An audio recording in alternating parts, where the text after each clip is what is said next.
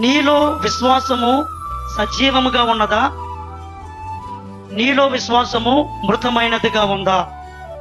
ప్రతి ఒక్కరి యొక్క మరి ఆత్మీయ జీవితము యేసయ్య మీద విశ్వాసంతో ప్రారంభించబడుతుంది. ఆయన మనందరికీ రక్షకుడు. ఆయన మనందరి జీవితాలకు అన్ని విషయాలకు ఆధారం ఆయనే. కానీ ఏ విశ్వాసానికి కర్త అయినటువంటి యేసయ్యను నమ్మామో దేవుని బిడ్డలారా, ఆ రోజు మన యొక్క విశ్వాస జీవితం అనేది ప్రారంభించబడింది. లేదంటే విశ్వాసంతోనే మన భక్తి జీవితం అనేది ప్రారంభించబడింది. చాలా మంది వాగ్దానాలు ఎత్తి ప్రార్థించవచ్చు, క్రైస్తవ భక్తి మాటలు మాట్లాడవచ్చు. కానీ వాళ్ళ జీవితంలో మరి ఎదురైతున్న పరిస్థితుల్లో దేవుడు నాకు కార్యం జరిగించగలుగుతాడనే నమ్మికతో ఆ దేవుడు వాక్యము నేను ఇప్పుడు ఎలా ఉండాలని చెప్తుంది, అలా నేను ఉండాలి. I should be stand on the word of God. ఆయన చెప్పినట్టుగా నేను నిలబడాలని ఆత్మలో నమ్మికతో ఆ వాక్యం ప్రకారంగా అడుగులు వేస్తారు. అటువంటి వారి విశ్వాసమే సజీవంగా ఉంటది.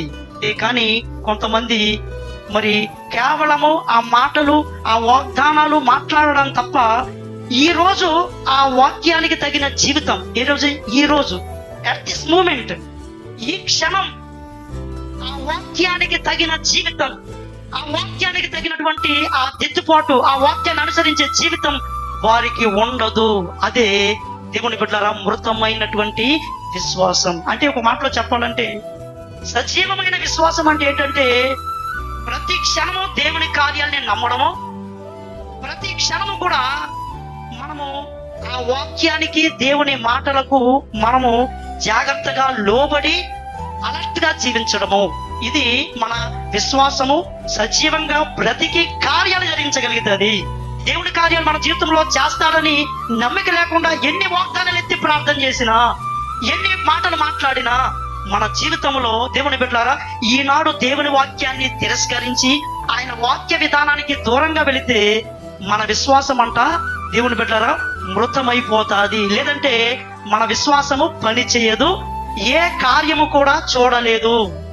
ఎవరి విశ్వాసం అయితే సజీవంగా ఉంటుందో వాళ్ళ విశ్వాసమే దేవుని బలమైన కార్యాలు చూడగలుగుతుంది. ఎందుకంటే సజీవులే నిలబడి కార్యాలు చేయగలుగుతారు. చచ్చిపోయిన వారు నిలబడలేరు, వారు ఏమీ చేయలేరు. అలాగే విశ్వాసం కూడా సజీవంగా ఉంటే ఈ విశ్వాసాన్ని బట్టి దేవుని కార్యాలు మన జీవితంలో జరుగుతాయి.